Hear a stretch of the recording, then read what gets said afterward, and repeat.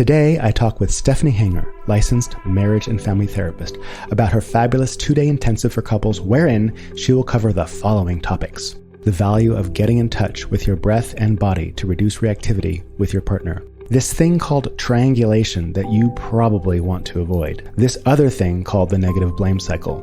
Ineffective behaviors that partners use to cope. And when is anger actually useful? Finally, Stephanie and I go toe-to-toe as we role-play an argument from one of my relationships from years past. Of course, Stephanie wins.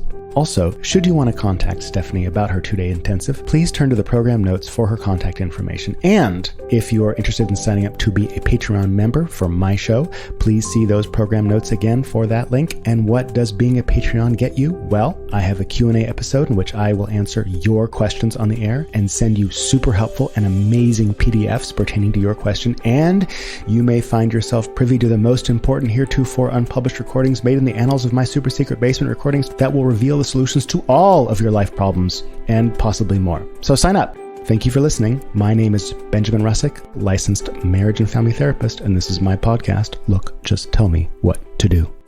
First of all, I'm so glad to see you. Yeah, it's been a minute. Thank you so much for just making the space to do this. Well, thanks for getting on a whole plane and buying a whole plane ticket and flying all the way up to San Francisco to come here and do a podcast.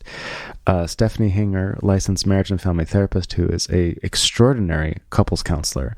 Everyone I send to her loves her and sends me texts saying, "Oh my God, thank you so much, Ben. She's incredible." You did, I think, second or third podcast ever. I think so. Yeah. And it was about couples. It was, of course. And everyone loved it. It was a really amazing experience to have gotten all this equipment, sat down with you, and then recorded something, just a conversation. Because I didn't know what I was doing then. I kind of still don't. But I did less then, and put it on the internet and have all this positive feedback was just strange to me.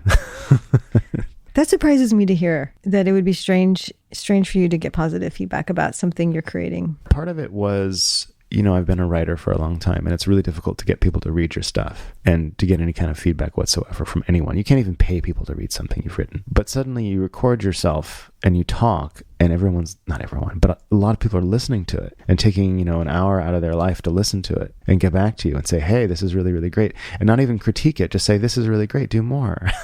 You're naming the power of the narrative, the power of the story, which... The spoken story, which really is something that connects us as humans. We like to talk about our lives in stories. Yes, we do. And there's something, sitting around the campfire. And I mean, that's as old as the stones. Like, written stories are not as old as spoken stories. Right. Like the Bible was oral before it was written.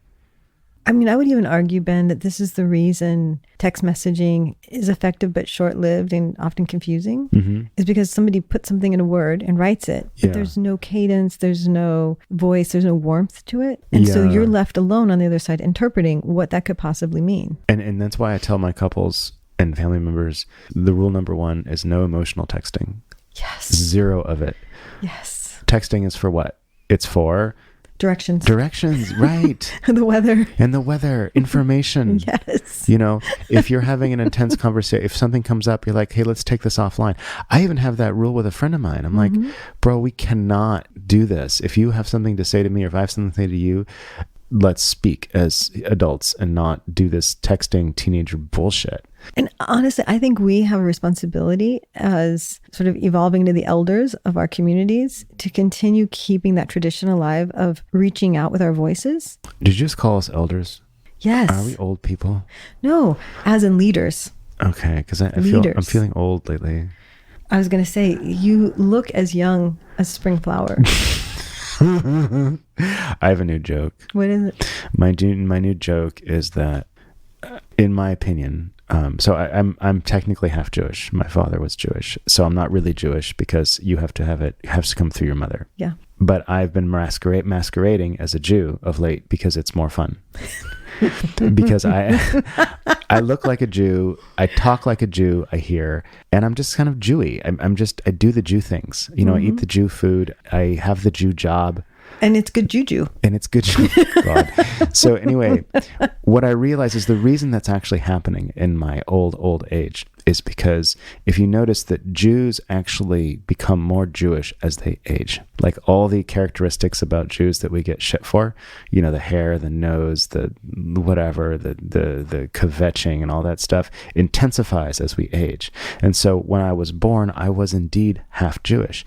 Now at, you know, middle age, you know, late middle age, I am a full-fledged Jew. It's just because I've grown into it. Well, it's the kosher thing to do. To grow into one's Judaism. Yes. Anyway, so that's my joke. I hope I don't get canceled for it. I have an old joke for you. Let's hear it. A chicken and an egg are lying in bed together, and the egg lights up a cigarette, and the chicken's like, "I guess we know the answer to that question." Oh God, that's pretty good. It's a good couples joke. That's going to go on my podcast, and it's going to be out in the world. You saying that forever. Do you realize that? Like your great grandchildren will hear you make that joke. Okay, good. And they will blush. I like knowing that I'll be a leader for a very long time with my voice. All right. So Miss Stephanie Hanger, LMFT extraordinaire, couples sorceress. So what is this intensive? What's an intensive? And is it intense? So it is intense. Yeah. What is it? And an intensive is basically a 2-day workshop, 8 hours back to back. Like it's like a therapy crock pot. I like this idea of them simmering in their own juices. Well, it's very alchemical. It's very Jungian, you know, because we Jungians, as I like to characterize myself as, even though I'm not officially one, like to talk about cooking and alchemy and stuff. It makes us feel really smart. Well, it's the chemistry. It's the chemistry, It's the chemistry that brings people together to begin with. Absolutely. Them chemicals. Well, let's discuss something specific. Learning to respond rather than react. Can you talk about that? Yeah. So I'm thinking about a story. Recently, I was sitting with my partner of many, many years, and we were having a conversation, a very simple conversation about logistics. It was about travel logistics and who was going to be picking up our daughter where and how she was going to get somewhere. And one of us was going to be staying over in a city longer than the other. And as we were talking about it, I asked him about where he was planning to stay once we left. And he described the place. And immediately I had this feeling in my body where my stomach dropped. And I started to get really like upset. I could feel like my chest like swirling. And I could feel my throat getting tight. And I could feel this old story start to form in my mind of, oh, he's meeting someone. This reminds me of the affairs that happened during our marriage that I didn't know about, but that I suspected. And I got so immediately reactive to it. My whole body reacted to it. Like my threat system was going off like an alert. Yeah. Now, keep in mind, we're in a very different place. We have a very different kind of relationship. But that experience happened so quickly that before 10 years ago, before I started to understand how my brain works and how my body responds to it, I could have easily reacted to that experience by being like, what do you mean you're going to get a hotel in the city? Who are you meeting? I could have easily just followed that thread and reacted from that assumption I was making from an old experience. That would have been a reaction. It could have turned into a huge conflict, a fight. I could have taken that. I could have started blaming him. I could have started accusing him. I could have started telling him all these things about how painful it was. I could have really chosen that path. But because I realized as it was happening, I realized in that moment, my body was having a physical response. I was able to feel it in my body and actually take a breath into those places. And the more I was able to breathe into my body, I put my hand on my heart, I slowed down. He even said to me, "Are you okay? What's going on?" He had no idea what was going on. He had no idea I was being triggered in this old painful experience I had had with him many years ago. And I couldn't say to him, "I'm imagining that you're going to go and have an affair, or you're meeting someone, or this is really painful for me." I was just able to hold myself for a moment. I was able to say to him, "It's amazing to me how quickly things feel painful." And I just kept breathing. And I kept thinking to myself, right now, this is not true. This happened a long time ago. This is not about today. This is not who he is. This is not who I am. But I couldn't have done that 10 years ago. 10 years ago, I would have just exploded. It sounds like you're talking about the tool of sort of self-dialogue. It's self-dialogue. It's just also, I think honestly, Ben, it's partly learning how to sit in community with somebody, partnership with somebody, have an experience go on, but I can understand now, after learning about my brain, spending time learning about my brain, how my brain can very quickly go offline and leave me in a very reactionary place versus being able to feel the reaction, know I'm reacting, and then send a message back to my brain that says, I'm reacting to something that happened a long time ago. And now I'm going to respond to that. Seymour talked about, my old therapist talked about how, he was in the car with his wife, and she had accused him of a while back of misplacing some of her books. And there was a huge fight. And finally one night in the car, she's like, you know what? I just realized something. Those really were you didn't mess that up. And, in his youth, he would have ripped her to shreds. And in that moment, he just like, honey, I appreciate you, bringing that up, and thank you so much. And, this issue is closed and I love you.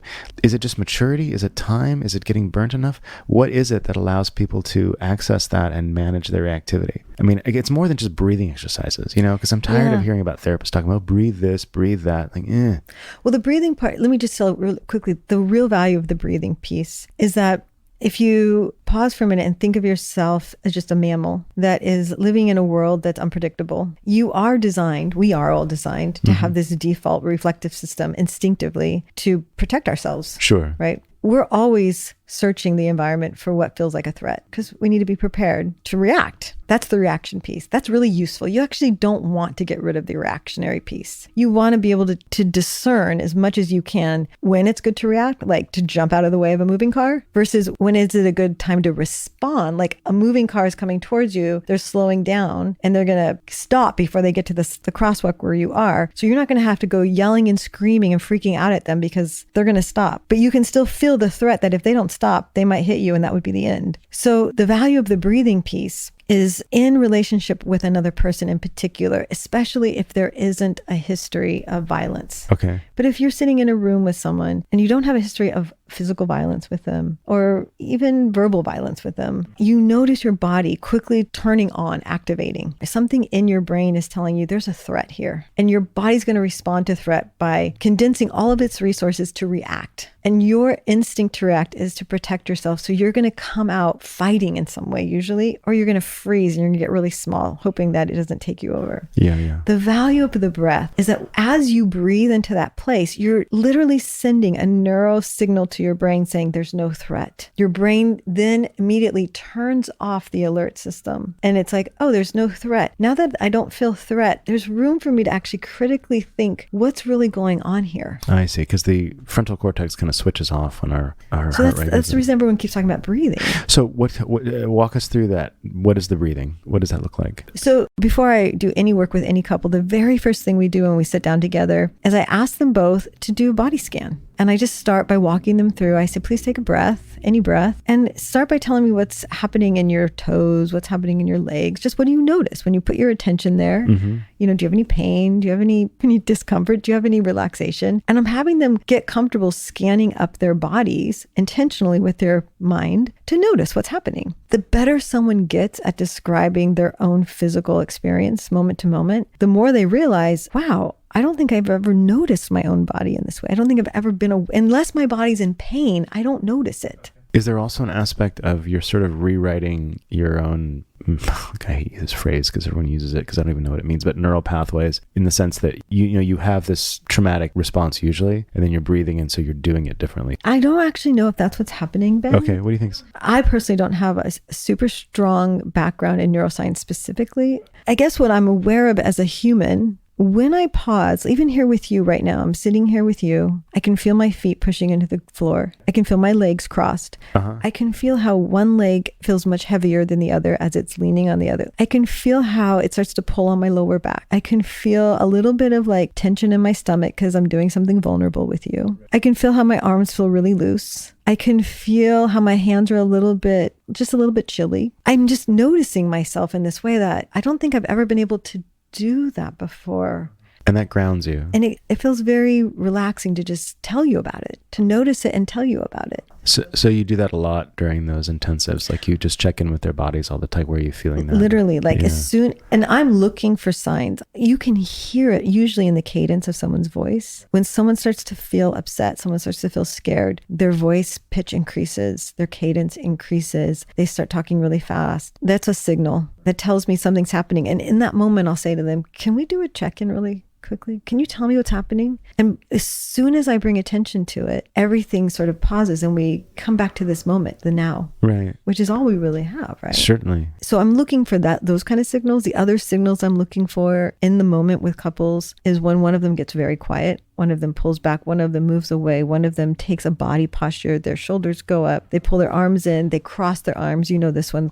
Anyone with crossed arms across the chest. Defensive. Yeah. I'm looking for it and I'm gently trying to bring attention to it by saying, I notice this happening with you. And I'm wondering if you notice. They might probably really enjoy feeling seen in that way. My sense is they do because I do. Yeah. And so I'm imagining others do. But the other value of it is their partner is getting to witness this new experience. The partner is now watching me do something that they could be doing anytime. One thing about couples therapy is that just the act of two people being in a room with a third party while they go through their shit changes the chemistry between them.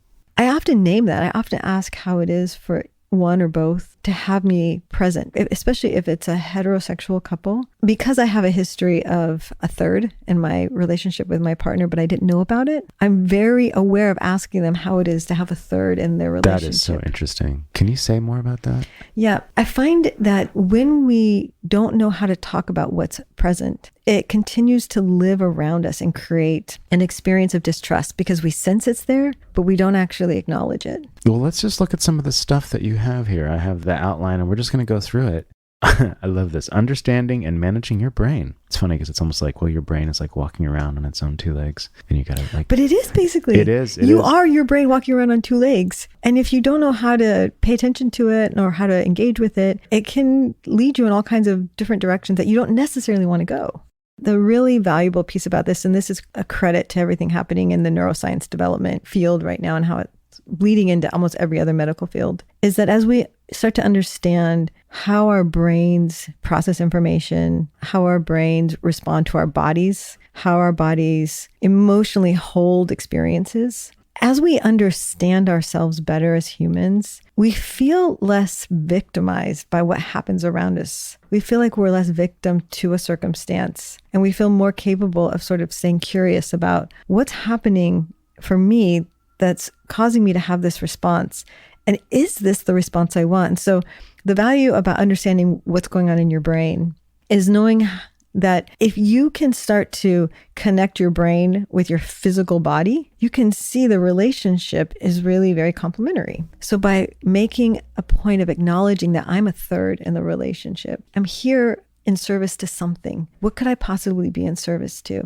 I'm actually asking the couple to, one, build rapport with me, to know I want to hear what this is like for them. But I also want them to start to hear from each other what it's like when there's a third involved, because there's almost always a triangulation in every relationship, whether it's kids, parents, the dog, anything. There's house. There's a triangulation, but we don't acknowledge it. We act like it's invisible. What is triangulation? So triangulation is usually where you have a relationship between two people and there's a third object. We'll call it a person, we'll call it a house, we'll call it something. When two people have a hard time being vulnerable directly with each other, they will sometimes use that third object as a way to try to communicate an experience, a need, a fear, something, without having to vulnerably take responsibility for what's happening. Give an example. So a couple comes in, they have a dog they both love, they adore the dog. The dog is the safe place. The dog lives between them. They're having a conversation about chores. And one of them they're talking about like, it's been a long week and there's a lot going on. And he was worried that she was upset with him, that he hadn't done a couple things that she needed. And she kind of laughed it off and she's like, that's okay. I'm really independent. I can take care of things myself. She's like, and also I have Buddy. It's fine because with Buddy there, it feels like, it's okay when you're not around. It's almost like she's using the dog to sort of stab at her partner for his absence without saying to him something like, it was really hard for me that you weren't as available this week. And I did feel a lot of responsibility by myself. And it was hard for me to feel so much alone and I missed you. Even if you weren't able to be there, like I was upset. I felt upset about your absence. Yeah. But instead, she uses the dog. That sounds like the classic definition of triangulation that I've heard is when two parties, it's like you're using an object or a person to kind of mitigate the difficulties between you and this another party. So in other words, you're having a difficulty with your husband, your wife, whatever it is, and you bring the dog in to kind of ease the tension between the two of you in some kind of way, or to express something that you want to express. Diffuse. Another good example you see a lot with families is something like this. Siblings in particular. There'll be a family event coming up, and the mom will call the son and say, I want you all to come to the house at noon or whatever, but I'm afraid it's going to upset your sister because I think her kids have a soccer game. I'm worried about telling her, but we really need everyone there by noon because that's when the photographer is going to come. So she says to him, I'm afraid to say something to your sister. The mom doesn't know how to address the daughter directly. So she goes through the son. Now the son, when he talks to the sister, is going to sort of mention this to his sister. Mom's worried about mentioning to you that we need you at the house by noon. Right?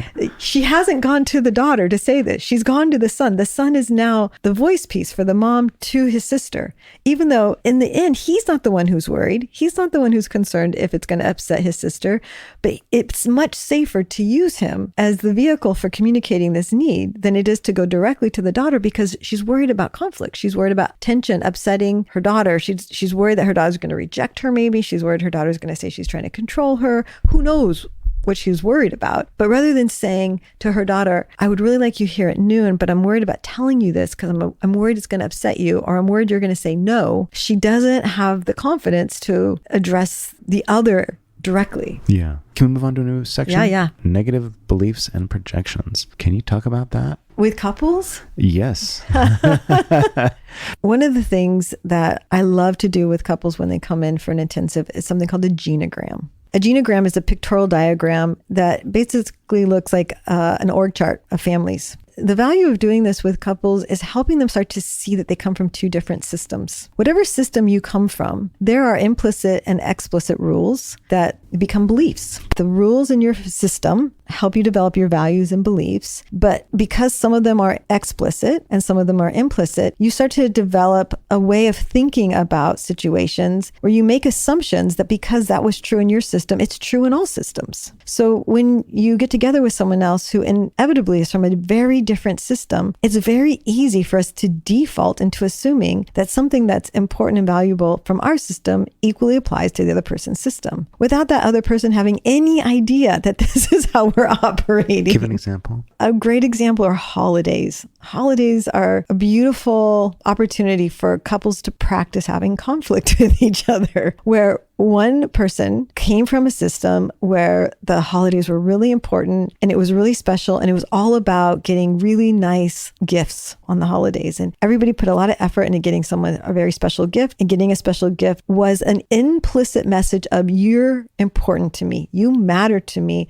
and I care about you. And they get involved with a person who comes from a system where holidays weren't as important. Maybe they didn't have as much money, or maybe gifts weren't important in that family. Maybe acts of service was what really mattered in the other system. So the holidays come around and the person from the system that's all about gifts shows up with these very special, elaborate gifts for their partner because they're trying to convey how important they are. And they're assuming the partner knows, I love you. Like, I went to a lot of trouble to get this gift just for you. The partner isn't really appreciating the effort, because where they come from, what feels really important and special to them is the acts of service, like spending, 12 hours setting up a holiday event, or spending 10 hours making a Christmas card, or, some other form of expression of love. And the person who's projecting, I want you to see how important you are to me because of this thing I did. And the person who's not getting that projection doesn't recognize that that's what it means. Like, I don't recognize that this is your way of telling me I'm important. So now I'm not responding to you with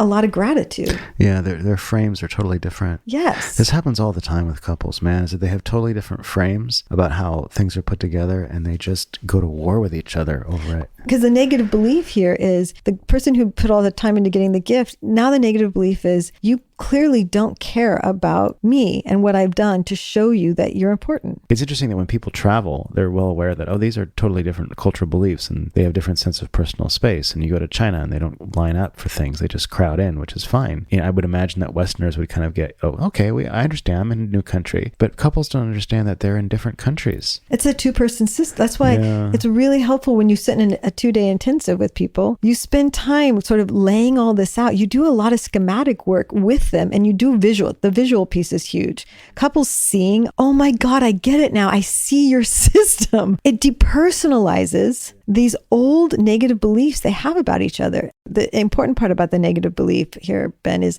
the negative beliefs often set off the negative blame cycle. What's that? What's the negative blame cycle? So the negative blame cycle is where one person is hurt by something. They don't know how to pause and ask themselves, this is back to the neuroscience, like, why is this so painful for me? What's this triggering for me? Where did I learn this? Why does this matter? Before they can do that, they'll say, you are so ungrateful. You're so ungrateful. You do not care. I can't believe, what's wrong with you? Where do you come from? How can you not possibly appreciate how much effort I have put into, they just get so upset about this belief they have that their partner genuinely doesn't care about what they've just committed to. Right.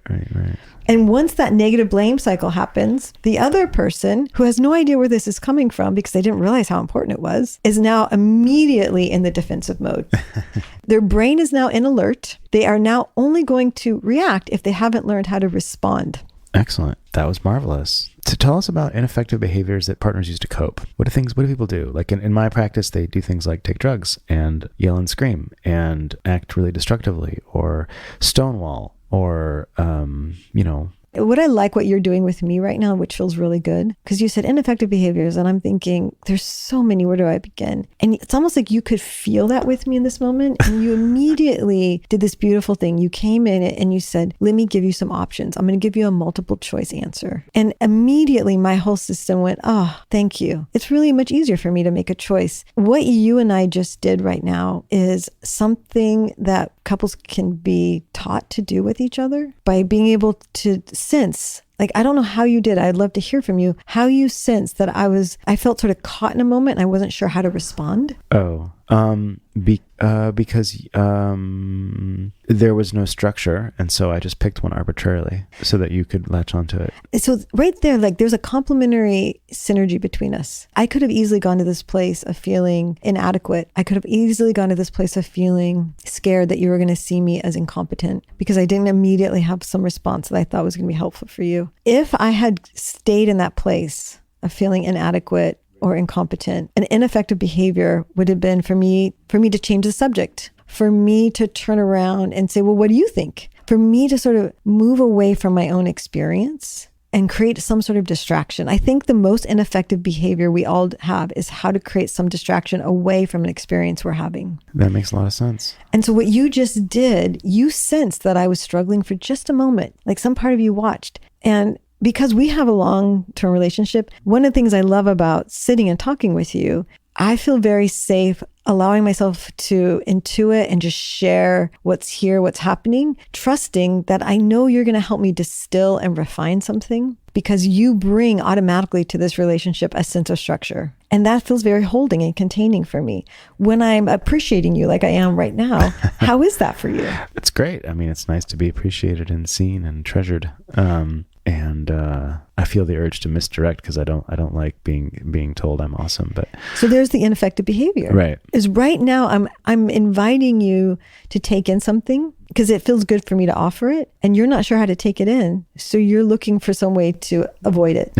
There's an ineffective behavior. Yeah, that's true. Because we could have a vulnerable moment between us, which might really connect us, and one or both of us is going to push that away. Sure. There's the ineffective behavior. Got it. All right, that works. I also notice that you function really, really well when you get into a flow, and sometimes all you need, you in particular, is a starting structure, and then that structure dissolves as you get into your own flow, and then you're very good at liftoff, if that makes any sense. Yeah. Thank you for saying that. I appreciate that. Yeah, that feels nice.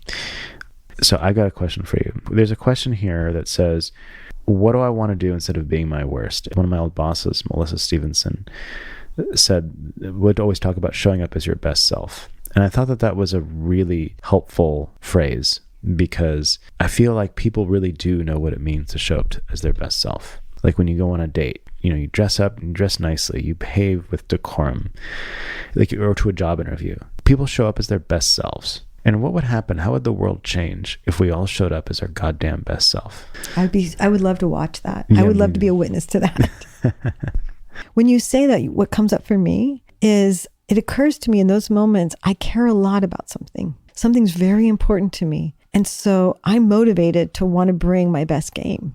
When the motivation is missing or the inspiration is missing for me, that's when I get complacent, or that's when my ambivalence shows up and I'm like, do I want this? Do I not want to do this? And I don't have as much direction. So in like a couples workshop, when I'm asking people to come in and theoretically bring their best self, I'm asking them to ask themselves, why would this be important to me? It's not about saving someone's relationship. It's about, why would I keep choosing this relationship? What about this relationship has served me? What about this relationship is forcing me to grow?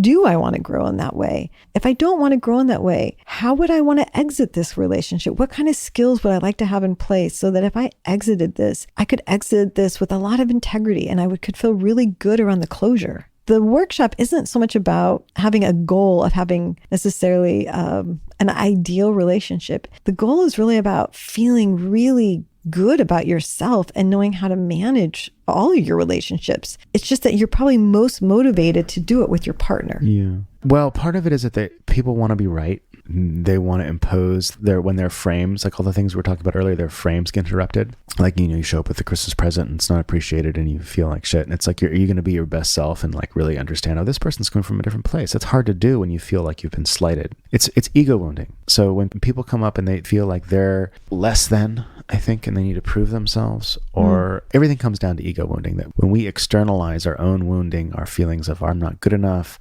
or I must be the best, or whatever insane core belief that you have that's not serving you pops up, you forget all the shit that you are, it's like you talked about, you were having that experience with your ex and you showed up as your best self, but there was a time in your life when you wouldn't have been able to do that because it just had you, right? It had you by the heart. You were still in that and you still needed to resolve that. So that's an enormous ego wound that you suffered when you were betrayed. And so that betrayal is being externalized. And so all maladaptive behaviors in the world, and I'm convinced of it, is basically externalized ego wounding. All of it. 100%. People who wage war in other countries. I'm convinced that Vladimir Putin is trying to, heal the wound that he feels his nation has suffered when the Soviet Union broke apart by getting everyone back together again. He's probably got some other deep-seated issues around family. Who the heck knows? I don't know Putin, but I'm just saying that would be an example. Stalin, Hitler, all these people had really, really, really effed up childhoods, like abused. Stalin was beaten every day of his life as a child. That doesn't make it okay. But what I'm saying is that in his desire to control the minds of a whole civilization, basically, to keep himself from being harmed, and he is, instead of going inward to work on his shit, he externalizes it and tries to control everything outside of himself. It's terrible. Ever. And for him too, the very thing he's wanting, he's still not getting. In essence, he's just complicating the very pain that he's already experiencing. Yeah, by murdering almost everyone. It's fucking awful. Anyway, so yeah, that's what I think about that. Should we move on to anger? So I love anger. You love anger. I love anger. Well, tell us what emotions could be under anger. I take issue with people like you, Stephanie Hinger, and my other friend Brad Smallwood. I don't know if you've met him. He's a therapist. He works in anger management. I feel that anger is a primary emotion. I feel that it's something to get things done. If there's a giant bionic kangaroo that's attacking your city and you need to defend it, you get angry and you destroy the kangaroo. That's a weird analogy. Anger is about getting things done and getting things done in a hurry, in my opinion. I believe that things like fear and hurt and sadness do come with that, but I feel like the idea that anger is derived from some other emotion, I feel like people are afraid of anger and they don't want to say, yeah, anger is primary. Anger is a thing. Anger is its own entity, and I feel like we kind of try to subvert it because we ourselves are afraid of it. Well, first of all, I agree with you. I think it's a primary emotion too. Ooh, okay. And I think it's one of the most valuable because when it's expressed in a really healthy way, it's the shortest of all of your emotional experiences. It's big, It shows up. There's a lot of energy to it. People can tell you very quickly what they're feeling about it. They feel fire in their chest. They feel like they want to explode. They're very descriptive about their anger. What I love about it is anger, to me, represents that something feels unfair, that there's a need for a boundary. There's a need to communicate something more clearly. There's some confusion. In that way, it's in service to helping everyone have more clarity. Okay, I like that. And sometimes, in order to get people's attention, that clarity is needed now. You need that kind of energy that anger can bring to show up to get people's attention.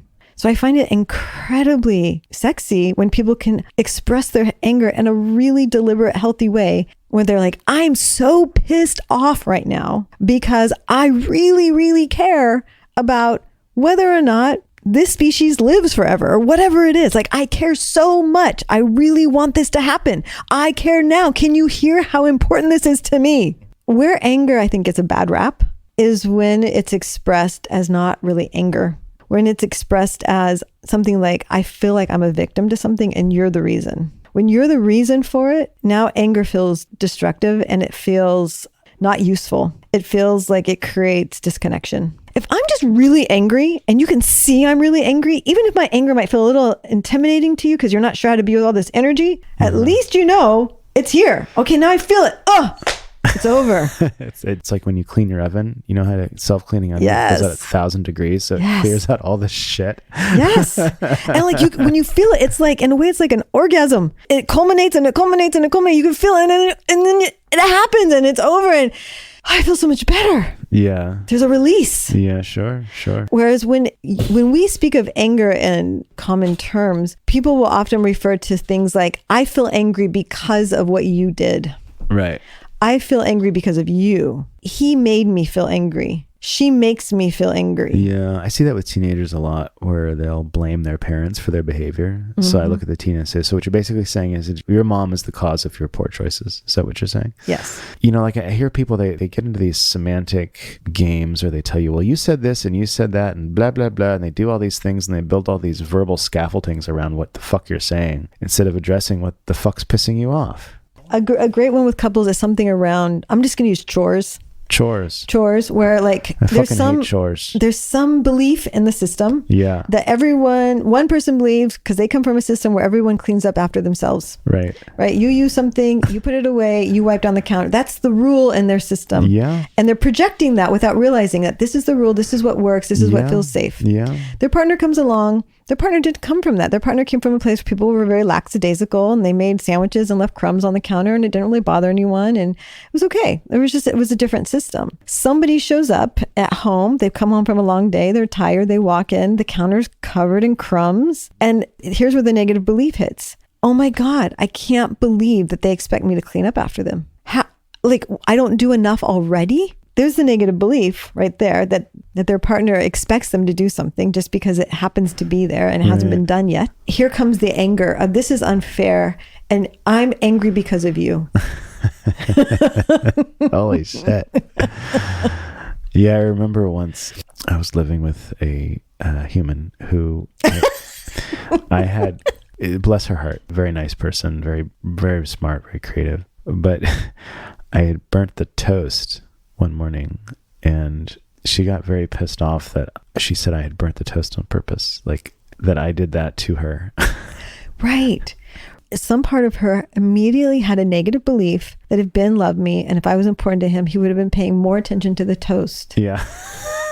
Can you hear how crazy it sounds in that moment? Yeah. But for her, it was real. Yeah. But if she didn't know that. Well, she's not wrong. I mean, had I been a more attentive partner and cared more deeply and wanted to marry her and have children, I bet you that toast would have come out just perfect. Golden brown. Well, in that case, there's the unspoken, right? Some part of you is going to have to take responsibility for what am I doing in this relationship? No, that's for sure. That's true. Do I really want to be in this relationship? And she's angry and bringing my attention to what her needs are. Honey, I'm sorry I burnt the toast. I really am. But the question is, were you really? No, I was there's the honesty. I was like, fuck you, So right there's a defensiveness. What are you protecting? What am I protecting? I'm protecting myself from insanity. And who are you blaming for your insanity? Well, ooh. Oh, no, there it is. No, it's interesting because it is I have the ability to respond and be more compassionate and say, you know what, she's just going through her stuff and I need to, you know what I need to do? I need to put this toast in the trash and make her some new toast and say, honey, here's the new toast, and give her a nice kiss and say, next time I'll do a better job with the toast. And then later on that day, I'll say, you know, let's talk about some of the things that happened around that burnt toast. Yes. Even when you stop and reframe it now, what's it like for you to reframe it? It's podcast gold, so that's good. What's it like to reframe it now? I don't know. I've just begun talking about that fucking relationship in my podcasts a little bit, which is nice, I think. What's it like to, I don't know. I don't know. That's okay. I don't have any experience of when I say things and how I experience them. I just sort of talk. Does it feel good to be able to talk about it more openly like this? To just name it, to look at it, to reframe it? A little bit. You know, a little bit of steam comes out. I don't know. You know, I had a worse one, like, you know, years and years and years before that, where I had purchased groceries, I had made dinner, and then she got mad at me for not cleaning up. And oh my God, I got so angry I had to walk around the block. And do you know what felt unfair to you about that? Yeah. I mean, I had done all this work. I had put up my own money and my own time, my own effort, and I was trying to feed her and make everybody happy. But instead of someone saying, hey, thank you for that, my only response is, why don't you clean up the fucking mess you made? It's just not very nice behavior by any standard. But can I ask you, when you said my intention was to make people happy, Uh-huh. in that moment, what led you to believe that they weren't already happy? Well, it's not, it's more like I felt like I deserved to be treated better. It's like maybe she was happy. I don't know. But what was more important to me is that I felt that I didn't deserve to be treated poorly for the work that I'd done. Yes. Okay. So when you say it like this, I'm really appreciating that you're really telling me, Stephanie, I worked really hard to offer something that I valued and to offer something I valued to someone I cared about. And when I didn't get a response from that person that validated my intention or validated my effort, it was hurtful for me. It was painful for me to not have a reflection that matched my intention. I didn't know how to tell her that though. I felt so defensive. I felt so protective of something. And I still cared so much about her that rather than unleashing on her, because I didn't know how to express my anger, I just had to take a walk. Yeah, that's not inaccurate.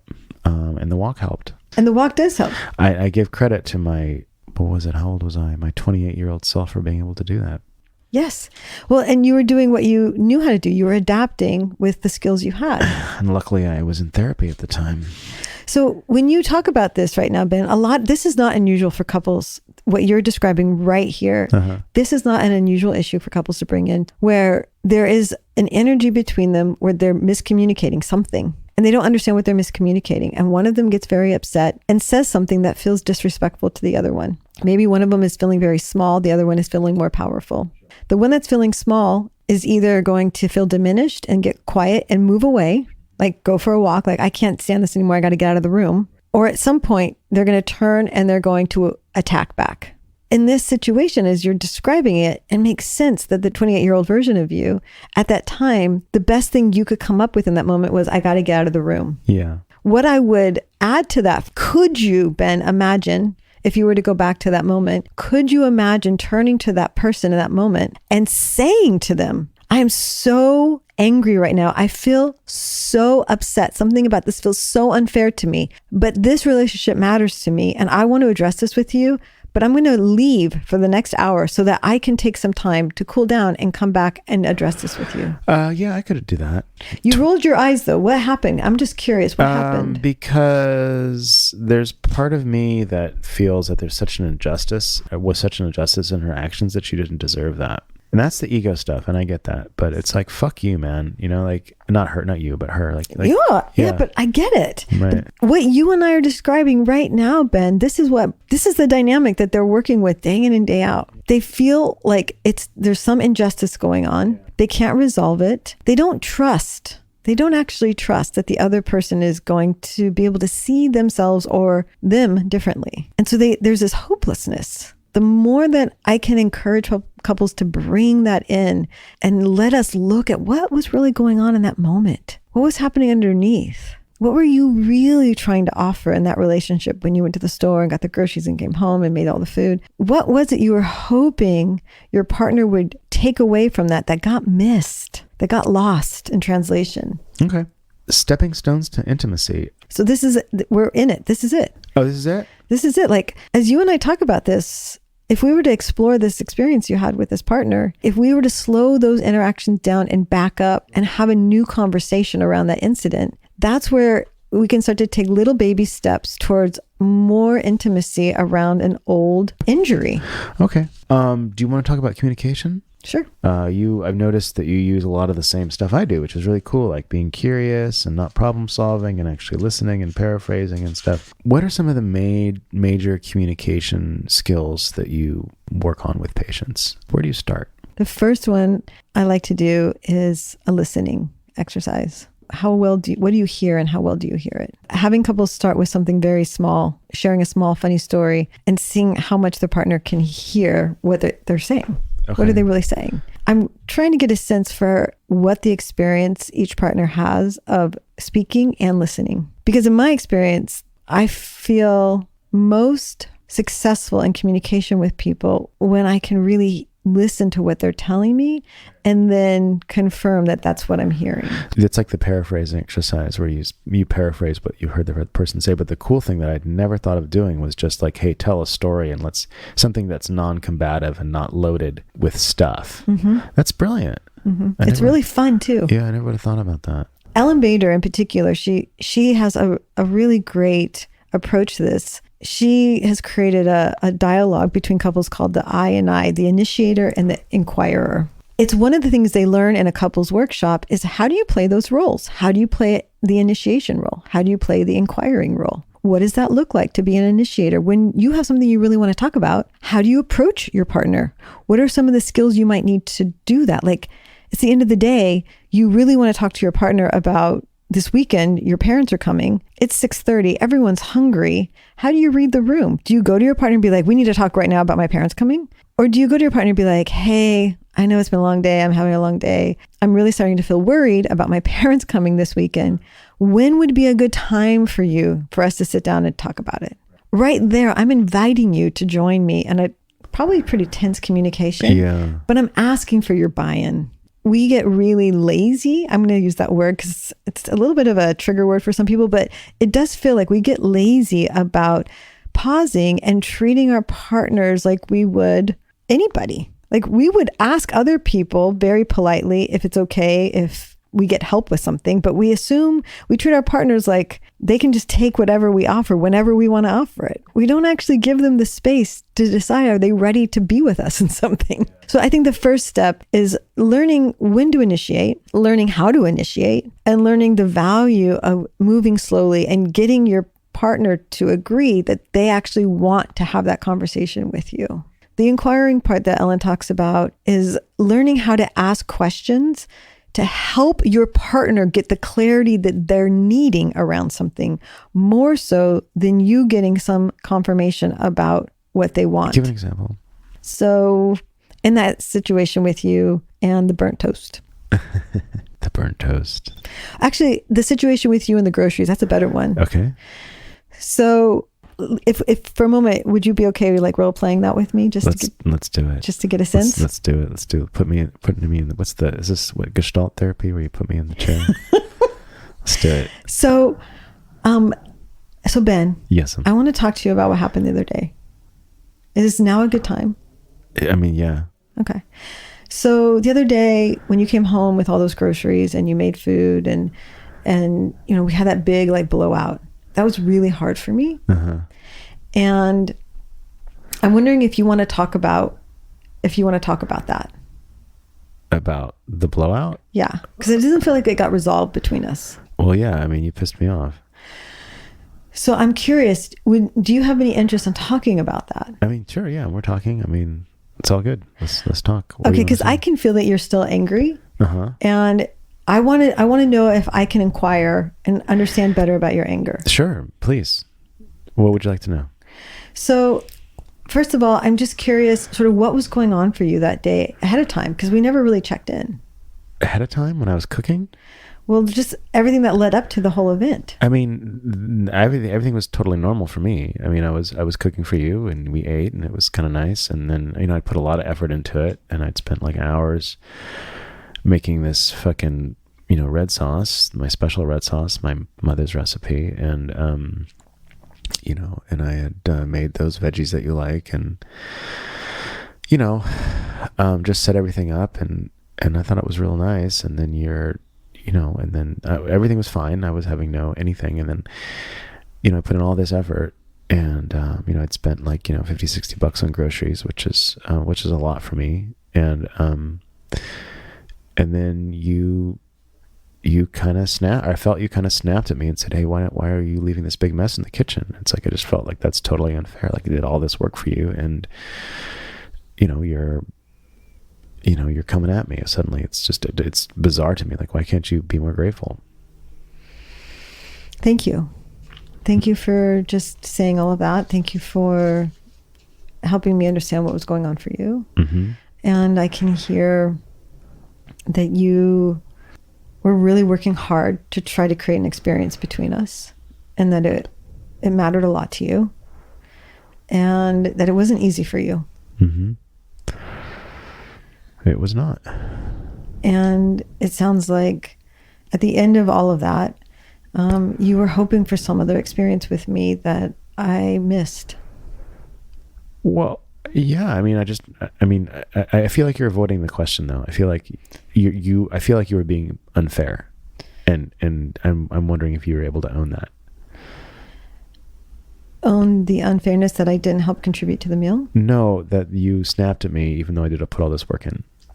That's what I'm hoping to understand better, is I'm not sure I understand what felt unfair to you. Well, if someone does a bunch of nice things for you, mm-hmm. and they cook you food, and they do all these things, mm-hmm. and then your only thanks for that is, hey, clean up the fucking mess you made, that's axiomatic. Like, if you don't understand why that's unfair, I'm not sure we have anything to talk about.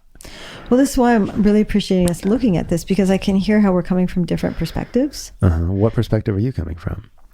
Well, I just want you to know that I really do appreciate you.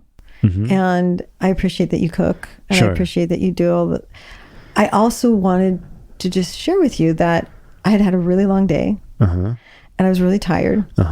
And it's really hard for me at the end of the day to come up with more energy to clean. I get that, but do you think it's fair? Do you think that your response was you showing up as your best self? So in this way, what I'm feeling when you ask me that is I feel attacked. Mm-hmm. I'm feeling attacked that I didn't give you something you wanted, and that the truth is I don't think I knew what you wanted. Well, okay, so but that's really interesting to me, because it seems like in any situation when someone does something nice for you, a simple thank you is usually like clear. And so what I'm saying is that, do you, objectively speaking, I think in any situation, how could you look at a situation like that and say, maybe a simple thank you would be better than telling someone to clean up, to do all the dishes? Like, I don't understand how you don't understand that. I guess I was feeling a little defensive that once you had done all that work, you were going to expect me to match you in the amount of work you did, except you didn't ask me if I was ready to meet you in that. That's fine. I guess what I'm looking for is some acknowledgement that maybe you made a mistake. Yes, that's why I'm talking to you about this. And what's the mistake that you made? That I wasn't more gracious about your efforts. Okay, that's all I'm looking for. Okay.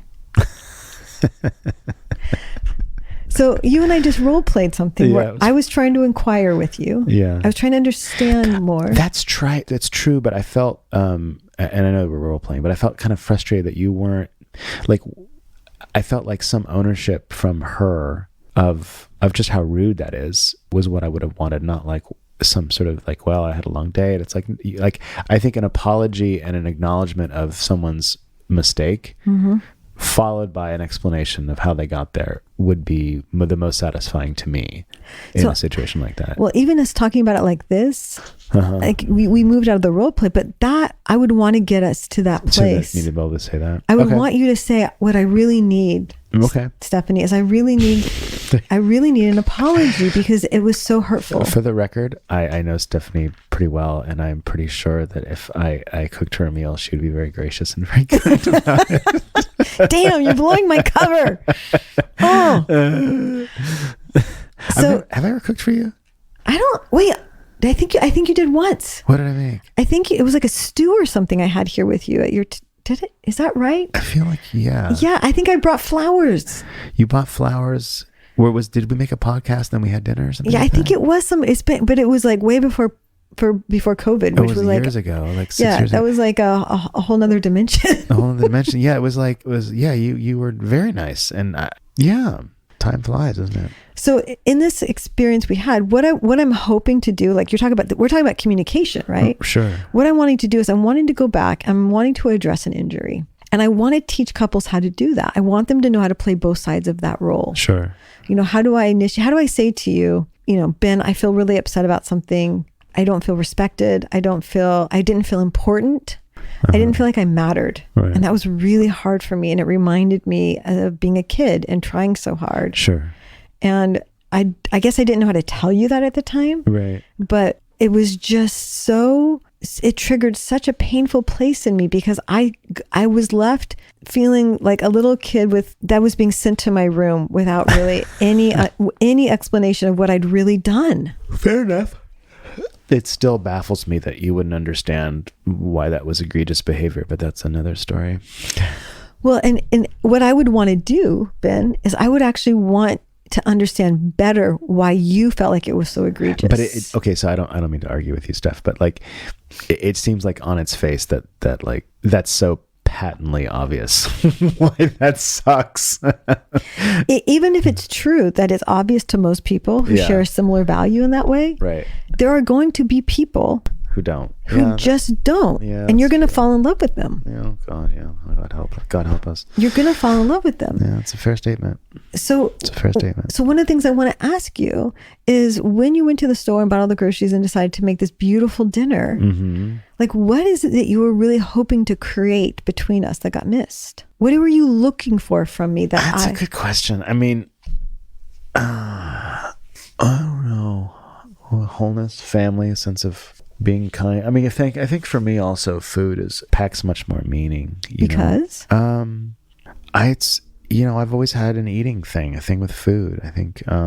Does it help you feel loved or comfort? It's my conduit for meaning. Like most things in my life don't mean as much as food. And so whenever something happens around food, it's really freaking important. I was hanging out with this girl I'm seeing, and we were talking, and I was really focused on the meal, and she got annoyed because I was more focused on the meal than I was on her. And in my reality, it's perfectly normal for somebody to be super focused on their meal because food is really, really important. So if I was on a date or whatever with somebody and she was like really into what she was eating and was talking about it, and like we were talking about the food, that would not upset me at all because it makes perfect sense. But in her reality, I was ignoring her.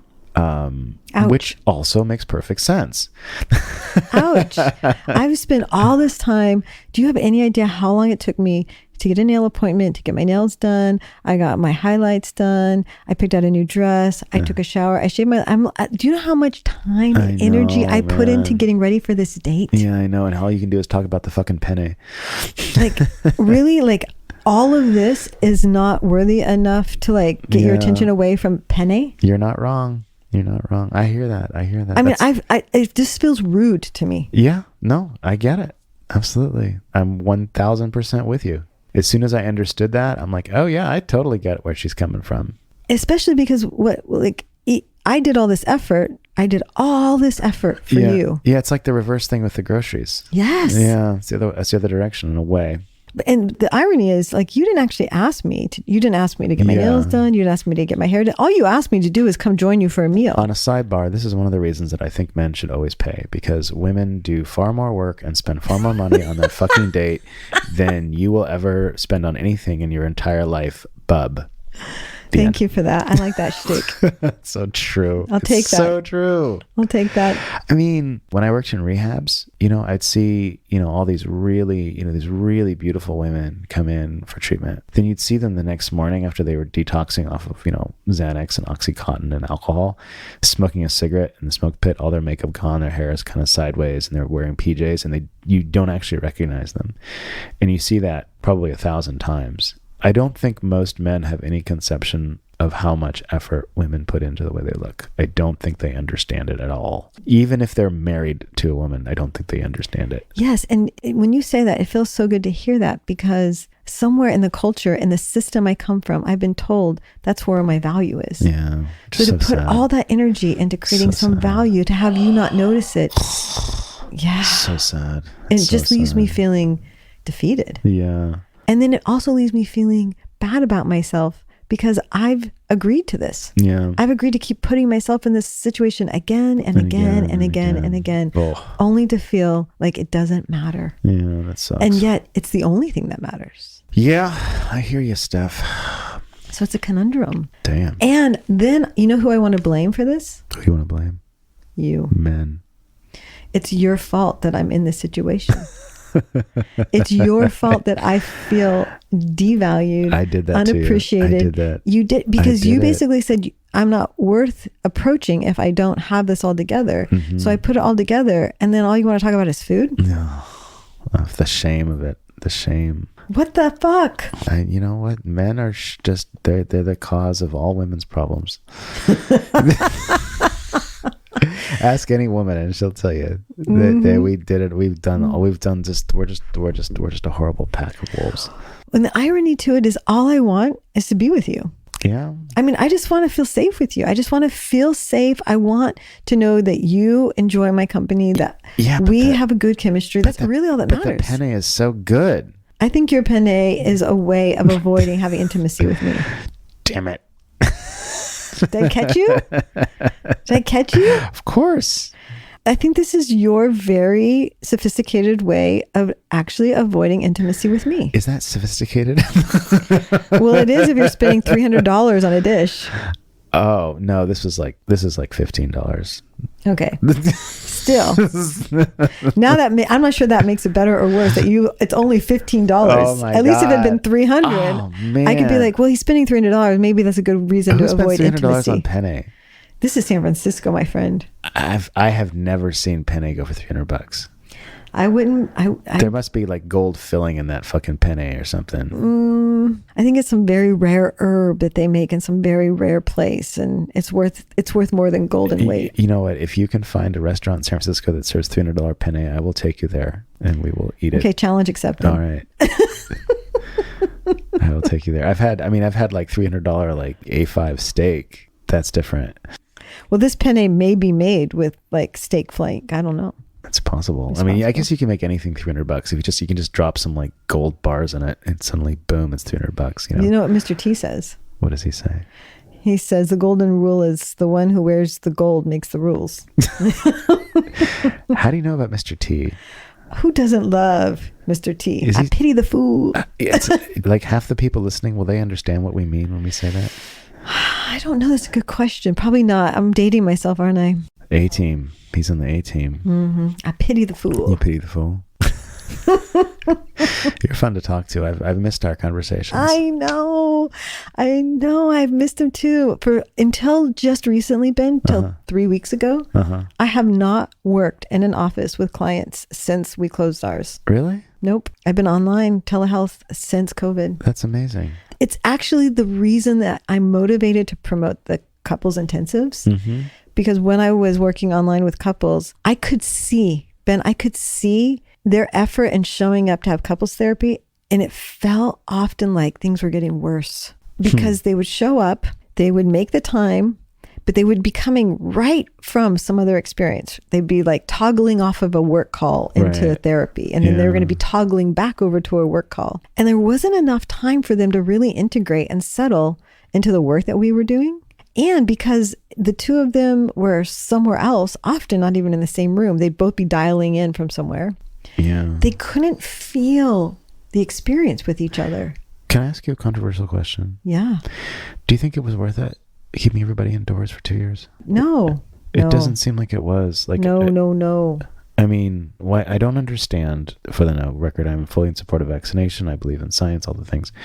But why couldn't we have done a bang-up job of keeping the old and the infirmed protected? Like, I mean, like, call out the fucking National Guard to bring them fucking food. I don't know, like, really batten down the hatches, right, with people that were vulnerable populations. Especially after the first couple months when we figured out, like, kind of more had a handle on it. Like, the things I am seeing, people have gained all this weight. Their marriages fell apart. They became addicted to substances. Teenagers lost years out of theirs. They don't have social skills because of the fucking shit. Mm-hmm. Thing is, I support epidemiology. I support virology. I support all that stuff, but I just take issue with how it was handled. I mean, I agree with you. Yeah. It never really made sense to me, only because in this way, I'm a little bit of a realist. Like, we're all headed toward the same destination. Yeah. We're all going to get there at different rates. However, I do think that somewhere in our psyche, Ben, I think there was a longing for a lot of people to slow down. Right. And feel more intimately connected as a community around some shared external force. Right. And for some amount of time, I think people felt some solidarity against something like COVID. Yeah.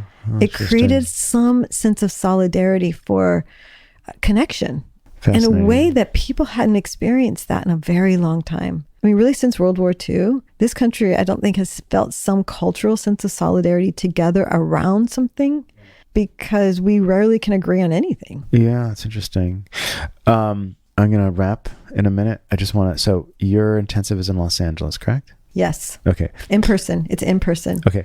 Can you summarize where, what, who, what, how? Yeah. A 2-day workshop intensive for couples is an in-person experience that happens in Los Angeles. It happens actually in Manhattan Beach. And it involves spending time helping a couple really get a bird's eye view of what kind of relational dynamics they're working with, and then to get some very grounded practical skills to interrupt that relational dynamic so they can have a new experience with each other. And the value of doing that in a 2-day, 16-hour format is they're literally getting the experience of what it's like to sit through moments that they usually can't tolerate. And it's building their confidence. And one of the reasons I feel like the 2-day format is so valuable, Ben, is that for some people, especially people who are like new parents, or people who travel a lot, or people who are on the brink of divorce, people who time is a really critical factor for them, they need to have some confidence to leapfrog them into knowing they can handle things in a different way. Sure. And a 2-day intensive is almost equivalent to 6 to 9 months of weekly therapy. Really? Yes. It's that effective. Wow. And here's why, if I could just say this. When couples come in, depending on how they present an issue, if they are in a place of crisis or disconnection, or they're seeing the other person as an enemy or threat, when they come into session, the first 20 to 30 minutes is spent just trying to de-escalate the tension between them, without any time really spent helping them connect or to develop any skills. You're 30 minutes into a conversation before you start to get into something, and then you're done in 30 minutes. 30 minutes doesn't really allow for a really integrated connection for people. Sure. A 2-day intensive takes all of that away. Right. A 2-day intensive starts on the first morning with developing that rapport and developing that experience of de-escalation. Sure. So that all the rest of those hours are just spent learning and integrating. Sure. There's not that having to like come in and start over every week, trying to get to that one place where you just start to get the taste of what it is you're there for, and then you have to stop. Got it. Okay. Well, listen, we got to wrap. Thank you so much. That was really, really helpful. Once again, I will send you everything. We will make everybody rich and famous. All right, we got to stop. Well, thank you so much. Thank you. All right. Thanks for listening.